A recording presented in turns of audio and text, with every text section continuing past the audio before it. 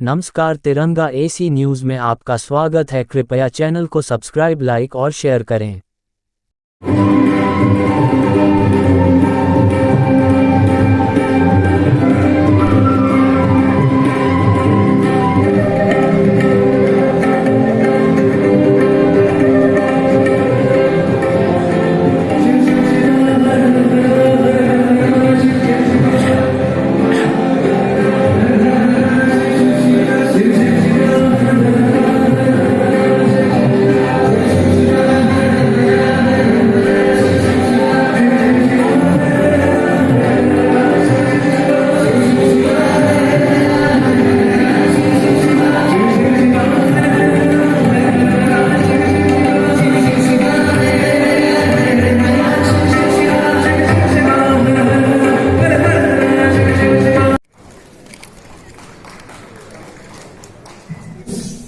इस धरोहर को पहचाना, उस सिंबल को अलाहाबाद से ले जाके जहां उसको होना चाहिए था वहां पर उसको सम्मान पूर्वक स्थापित।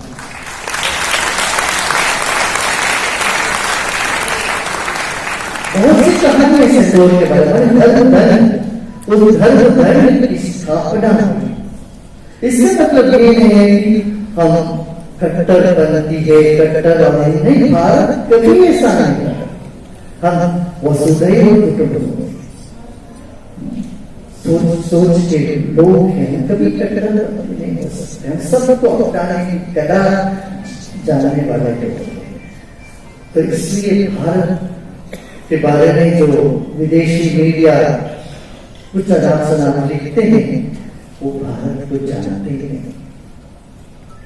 और यहाँ की प्रगति से क्या वो असूया उनमें वो है, असूया है, जलसी है, ईर्ष्या के भाव से लिख रहे हो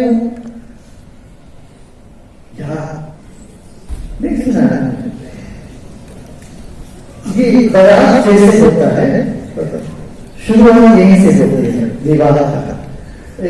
वधू मैंने वधू घर में रहती है, वो शादी की घर में रहती है, निकलता है काशी की यात्रा के लिए। और वधू के माता पिता रास्ते में उसको रोकते हैं, बोले काशी मत जाना, मेरे बेटे से विवाह कर लेगा।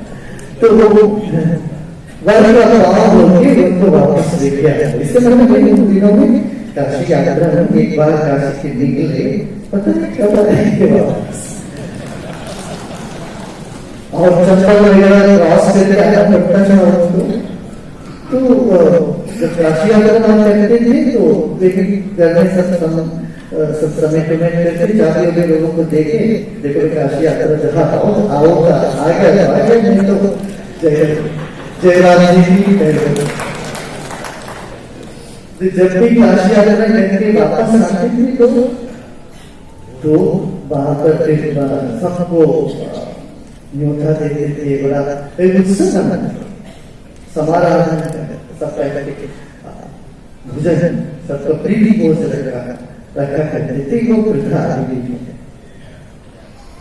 कहते ये मतलब कि हम अपनी विरासत के साथ साथ विकास की ओर हम चलना चाहिए।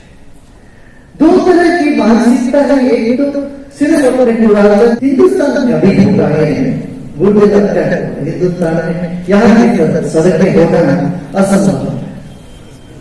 वो यूपी के लोग नहीं मिलते थे, तो अरे दूर चाहिए वो यूपी में तो हो गया। ऐसी सड़कें दिल्ली यहाँ कैसी सड़कें इतने तेजी से। अब वो सब जानेंगे पिछले 10 वर्ष में क्या हुआ है।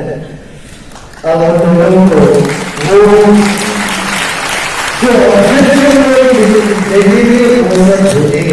हिंदुस्तान कोई कमी नहीं है, हमारे साथ बहुत बढ़िया हो गया। तेजी से गाड़ी आगे भी चला सकते हैं, चल रहे हैं। फिर दिल्ली से वाराणसी आना हो तो मुझे याद है 18 घंटे लगते थे, 16 से 18 घंटे। फास्ट ट्रेन तो 16 घंटे, 18 घंटे लगते थे। सही है ना? प्लेन रोज एरोप्लेन नहीं थे, प्लेन तो हफ्ते में 1 या 2 चलते थे ऐसे, उससे पहले तो वो भी नहीं था। इतना नेग्लेक्टेड जगह थी काशी, जबकि ये हमारे घरों का काशी केंद्र था। दुनिया भर के बहुत लोग यहाँ आते, सारा गाना भगवान बुद्ध की प्रथम स्थान है जहाँ से बोधन किया है, मगर आने में उनको इतनी तकलीफ होती थी, यातायात कोई सही नहीं था। ये सब चीजों को पहचान के जो ये कार्यक्रम हुआ पिछले 8-10 वर्ष में, उसको बखान नहीं कर सकते, वर्णन नहीं कर सकते। जो होना जैसे होना चाहिए था, भारत अपना उस प्रगति पद पर नहीं है। हाँ बोल संवाद है,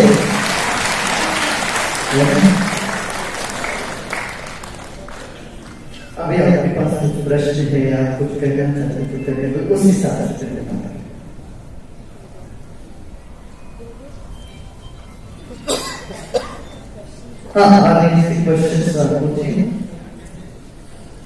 गुरुजी, अभी हमने अंतरराष्ट्रीय संस्कृति उत्सव देखा, उसका वीडियो देखा, कल्चरल फेस्टिवल जो हर 5 साल में होता है, हर 5 साल में क्या है, अगला वाला दिन काशी में। आदरणीय गुरु जी के श्री चरणों में सादर प्रणाम। हम लोग की 10 वर्षों की जो यात्रा 2014 से प्रारंभ हुई और आज 10 वर्षों में हम लोगों ने बिल्कुल उत्तर प्रदेश में बहुत रूप से अचीव किया कि आदरणीय मोदी जी ने काशी को अपनी कॉन्स्टिट्यूंसी बनाया। आज बहुत हम लोग के लिए परम सौभाग्य है कि आप हम लोग के मध्य में हैं। एक बार आप सभी लोग आपको पूरा सम्मान करना चाहेंगे। आज हम लोग के लिए गौरव का विषय है कि आप जैसा संत हम लोग के मध्य में है और हम लोग की प्रतिनिधि कर रहे हैं हमारे जिले के आदरणीय मोदी जी प्रधानमंत्री हैं। हमारा प्रश्न यही है कि 10 वर्षों की यात्रा प्रारंभ हुई थी, सूर्योदय से लेकर हम लोग मध्याह्न पे आ गए हैं। आने वाले 5 वर्षों में जो अमृत की बूंदें इस पवित्र मंथन से निकलेगी, पूरे 140 करोड़ भारतीयों तक पहुंचे, यही हमारी परिकल्पना है, यही आपका आशीर्वाद करता है। धन्यवाद।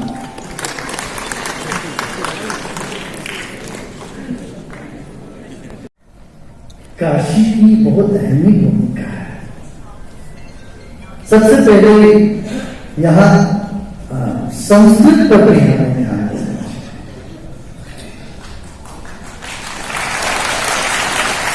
यहाँ 20 साल 25 साल पहले, 30-50 साल पहले लोग बहुत संस्कृत बोलते थे और संस्कृत एक ही ऐसी भाषा पूरे देश में सब लोग एक दूसरे से संवाद कर सकते थे। दक्षिण और उत्तर का ब्रिज जो था, सेतु, वो संस्कृत भाषा है। इसलिए बाबा साहब अम्बेडकर जी ने संस्कृत को राष्ट्रभाषा कहने के लिए उन्होंने प्रस्ताव भी किया। आपको पता है कितने लोगों ये बात नहीं पता है? हाथ उठाए। बाबा साहब अम्बेडकर, डॉक्टर अम्बेडकर जी ने प्रस्ताव किया था हमारे पार्लियामेंट में, संस्कृत को राष्ट्रभाषा घोषित कर दिया था। क्यों? उन दिनों में दक्षिण भारत में भी लोग संस्कृत जानते हैं। दक्षिण भारत की सारी भाषाओं में संस्कृत बहुत है, 50 से 60-70% तक संस्कृत रहता है। तमिल में बहुत कम है, फिर भी संस्कृत के बगैर भारत की कोई भाषा नहीं चल सकती। अच्छा, आपको पता है अंग्रेजी में 70% संस्कृत है? कितने लोगों को नहीं पता था? आपको देखिए, अंग्रेजी के महीनों का नाम है ना, ये सब संस्कृत में है। आपको पता है नहीं? 10 अंबर 10वीं आकाश, 9 अंबर 9वीं आकाश, सितंबर 7वीं आकाश, अक्टूबर अष्टमी बोलते हैं, अष्टमी, षष्ठ अगस्त। इस तरह से आप देखेंगे संस्कृत और अंग्रेजी को पास है। हार्ट, हृदय, हस्त, हैंड, सन, सुता, डॉटर, दुहिता। वैसे देखा जाए तो हिंदी से अंग्रेजी संस्कृत के कुछ हस्त हैं। हिंदी में बेटी बोलते हैं, संस्कृत में दुहिता, और अंग्रेजी में डॉक्टर। कौन सा नजदीक है? बेटा, सुता और सन।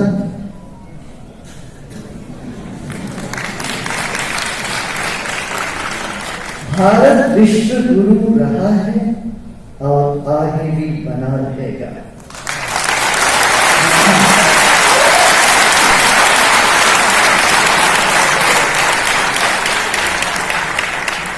हमें सबको क्या करना चाहिए इस पर आते हैं।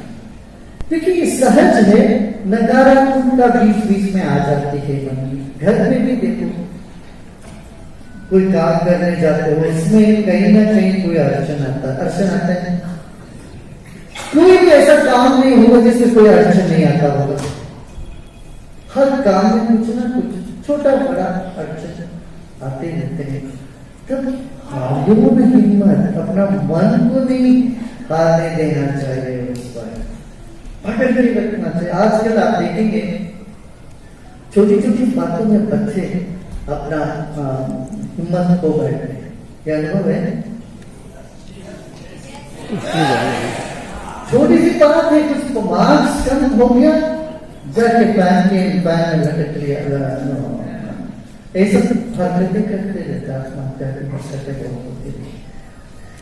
तो मन को मजबूत रखना है। लाइफस्टाइल चेंज एनवायरनमेंट के लिए ये बहुत बड़ी मंत्र हिंदुस्तान ने दिया दुनिया को क्या? लाइफस्टाइल चेंज करना, माने लौट के अपने पुरातन विचार पर जाए। देखिए अगला प्रश्न। आर्थिक और पारिवारिक जिम्मेदारियों से जूझ रही है और दूसरी तरफ आध्यात्मिक उन्नति के लिए भी जिज्ञासु। इन दोनों के बीच में संतुलन कैसे बना सकते? इन दोनों के बीच में कोई विरोध नहीं है, वो एक दूसरे के पूरक है। विरोध समझेंगे तो संतुलन की बात होती है। संतुलन हम तभी हमको कभी करना पड़ता है। कब करना पड़ता है संतुलन? जब विरोध है, विरोधाभास लगता है। ये विरोधाभास तो है ही नहीं। आध्यात्मिक शक्ति से, बल से लौकिक काम करने में उत्साह, शक्ति, युक्ति, योग्यता सब बढ़ता है। भाई आपको अच्छा बिजनेस करना हो तो व्हाट यू नीड? इंट्यूशन चाहिए कि नहीं? कहाँ इन्वेस्ट करना चाहिए, कहाँ माल लगाना चाहिए, कितना या कहाँ करना चाहिए, इसका इंट्यूटिव आइडियाज चाहिए कि नहीं? इंटेलिजेंस चाहिए कि नहीं? और अध्यात्म इन्हीं चीजों को तो बढ़ाता है। हमारे भीतर का इंटेलिजेंस, बुद्धि शक्ति को बढ़ाता है। तेजस, ओजस, ये सब बढ़ाता है हमारे भीतर। पॉजिटिविटी को बढ़ा देता है। सकारात्मकता हमारे भीतर हो तो हम कुछ भी चैलेंज हाथ में ले सकते हैं, किसी भी चुनौती को हाथ में ले सकते हैं, कुछ भी हम कर सकते हैं। और वो सब करने के लिए शक्ति प्रदान करती है अध्यात्म। इसलिए आपादापी में हम कहा अध्यात्म में जाए, अरे आपादापी में तो चाहिए। गीता कोई जंगल में नहीं जाके दी गई, गीता का उपदेश युद्ध रण में दिया गया।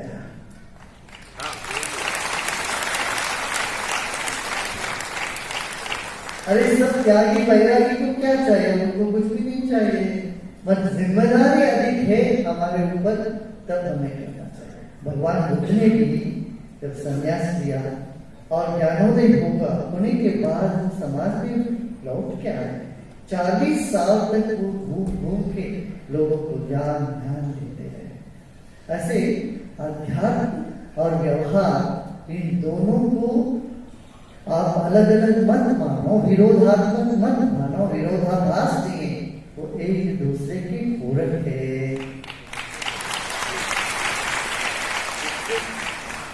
भारत के लिए काशीवासियों की क्या जिम्मेदारी है, क्या भूमिका आप बताएं? भारत के लिए काशीवासियों का क्या जिम्मेदारी है? जी, बहुत बड़ी जिम्मेदारी है।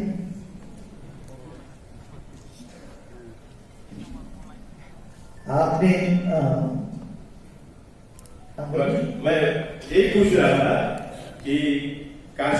वासियों के लिए भारत के विकसित भारत में क्या जिम्मेदारी, क्या भूमिका होनी चाहिए उनको किस तरीके की जीवन शैली होनी चाहिए और किस तरीके की निर्णय वैचारिकता की भूमिका उनकी होनी चाहिए। बिल्कुल बिल्कुल, आपने बहुत समयोचित प्रश्न प्रस्तावित किया है। जो केंद्र में बैठते हैं, संस्कृति के केंद्र में, उनकी बड़ी जिम्मेदारी होती है वो संस्कृति का मूल जब यहाँ पर मजबूत रहे, यहाँ घर घर के बच्चों में संस्कार पड़े।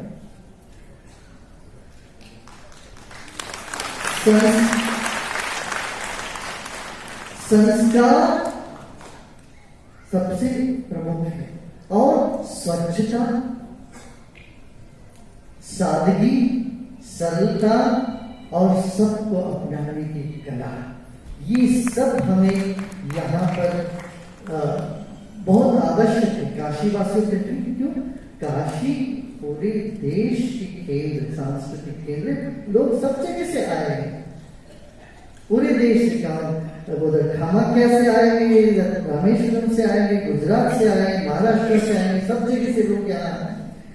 अब तक यहाँ की जो स्वच्छता है, यहाँ की जो खूबी है, सांस्कृतिक धरोहर है, इसको बचा के रखना है बहुत आवश्यकता है। और किसी भी क्षेत्र, चाहे राजनीतिक हो, आर्थिक हो, इस सभी क्षेत्रों में यहाँ के युवा अग्रसर होना चाहिए, आगे बढ़ना चाहिए। अभी इलेक्शन तो आ रहा है, ये सोच के नहीं बैठ जाना चाहिए सब तो होगा ही, तो हम जाएंगे, हम वोट ना देंगे तो क्या फर्क पड़ जाएगा, कोई फर्क नहीं पड़ने वाला, सब मोदी जी तो आएंगे, ऐसे करके घर में नहीं बैठना है, वो तो आएंगे ही मुझे, हम लोगों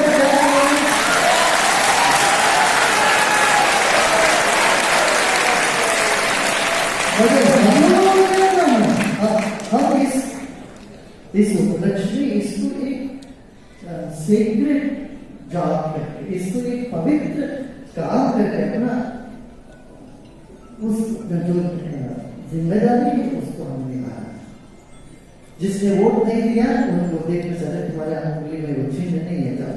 जैसे कलावा जो भी मंदिर में जाते हैं उन पर रक्षाबंधन होता है, इस तरह से पर्व जैसे मनाए चुनावी पर्व होता है।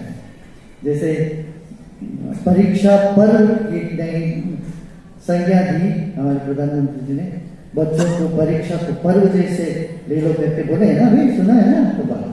तो इस तरह से चुनावी पर्व में आपको चुनावी पर्व समझ के करें, ये जिम्मेदारी। और स्वच्छ रखना, घाटों को स्वच्छ रखना, ये भी दूसरा। और जाति पात कहीं पर भी आपको ये लगे ये धर्म के लिए सही नहीं है, उस बात पर आप सबको यहाँ अमल, उस बात को अमल करें। भेदभाव नहीं होना चाहिए, भेदभाव नहीं होना चाहिए। एक जमाने पर काशी में शास्त्रार्थ हुआ करता, शास्त्रार्थ ब्रह्म विवर्त के बारे में बात की।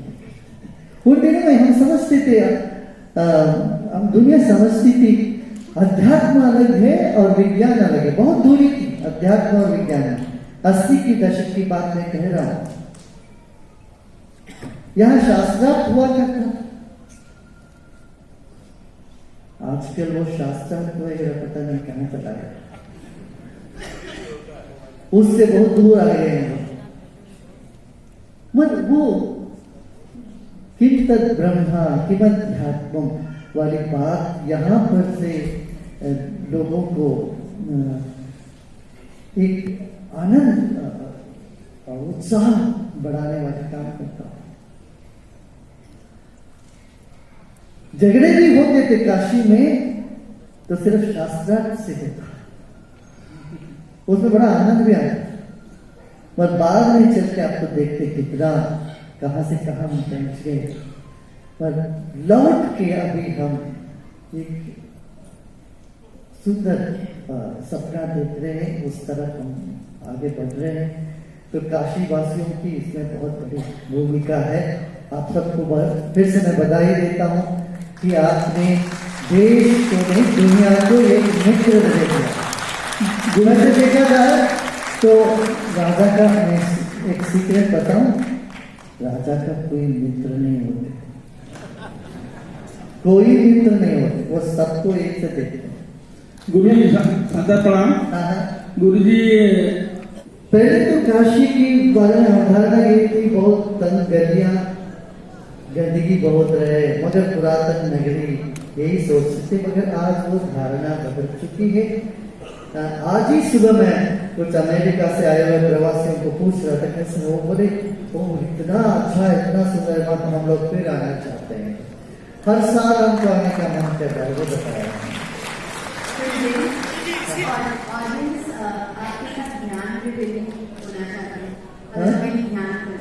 ध्यान के लिए मैं अभी वहाँ शाम को कह रहे हैं ना, वहाँ अवश्य ध्यान कराऊंगा। मैं शायद हम लोगों के पास ज्यादा समय नहीं, एक दो प्रश्न और ले गुरुजी आपने अभी जो बात कही उसी पे डायलॉग आगे बढ़ाना चाहिए। तो यहाँ पर काशी में टर्मिनल में भोलेनाथ है, हर विद्वान, हर व्यक्ति जो काशी का नागरिक है, खाटी राशि है, वो एकदम तबीयत से प्रसन्न है, बहुत विकास हुआ है। मैं मोदी जी को अपनी किताब दिया था, मैं आपको भी अपनी किताब देना चाहता हूँ, आपको प्रेजेंट करना चाहता हूँ, सोच, और उसकी एक लाइन में सुना देता हूँ। चीटियां उठा लेती हैं अपने वजह से अधिक भार, एक हम हैं कि सब कुछ ईश्वर को छोड़ देते हैं। नमस्कार। गुरुदेव, आप बाबा विश्वनाथ की धरती पर उपस्थित हैं, जिसका संबंध भगवान बुद्ध से रहा, जिनके प्रतिनिधि यहाँ उपस्थित हैं। जैन धर्म के 23वें तीर्थंकर भगवान पार्श्वनाथ की ये जन्मभूमि है, वहां से मैं उपस्थित हूं। मैं आपसे निवेदन करना चाहूंगा, पहले राजा रानी के पेट से पैदा होता था, मतपेटी से पैदा होता है, और इस समय पूरे देश में चुनाव हो रहे हैं। मैं आपकी इस बात से सहमत हूं कि भारत जिस तरह से तेजी से विकास कर रहा है, विदेशी ताकतें स्वाभाविक है, ईर्ष्या। और मैं अभी अमेरिका, ब्रिटेन, सिंगापुर की यात्रा से लौटा हूं। मैं आपसे इतना ही निवेदन करना चाहूंगा, इस समय देश को एक सशक्त नेतृत्व की जरूरत है और स्थायी सरकार की जरूरत है। उसके बारे में आपका क्या मार्गदर्शन है? आप इससे स्पष्ट मार्गदर्शन दीजिए। आपको केवल काशी नहीं, पूरा देश सुन रहा है और दुनिया भी सुन रही है।